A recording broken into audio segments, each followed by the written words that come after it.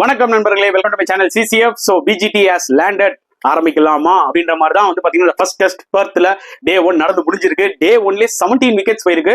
1952 அப்புறம் ஆஸ்திரேலியன் சாயில்ல இது நடந்திருக்குன்னா பாத்துக்கோங்க. டாஸ் வின் பண்ணி ஜஸ்பிரீத் பும்ரா வந்து பேட்டிங் எடுத்தாரு. இந்த ஒரு டஃப்பான ஒரு Perth விக்கெட்ல Harshit Rana as well as நம்ம எக்ஸ்பெக்ட் பண்ண மாதிரி நிதிஷ்குமார் ரெட்டிக்கு வந்து டெபியூ கொடுத்தாங்க. அண்ட் அஸ்வின் ஜடேஜா விளையாடல, வாஷிங்டன் சுந்தர் உள்ள விளையாண்டாரு. அண்ட் இந்தியானால 150 தான் அடிக்க முடிஞ்சது. அதுக்கு முக்கியமான காரணங்கள் நிதிஷ்குமார் ரெட்டி அவர் டெபியூட்ல சூப்பரா ஒரு 41 ரன்ஸ் அடிச்சாரு.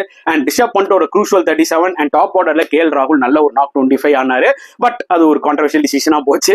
பட் அபார்ட் ஃப்ரம் தட் நம்ம எக்ஸ்பெக்ட் பண்ண அளவுக்கு விராட் கோலியும் அடிக்கல, ஜெய்ஸ்வாலும் அடிக்கல. இதெல்லாம் ரொம்ப க்ரூஷியலா வந்து அமைஞ்சது. ஆஸ்திரேலியன் போலர்ஸ் எடுத்துக்கிட்டீங்கன்னா ஏசல் உட் செமையா போட்டு ஒரு விக்கெட் எடுத்தாரு.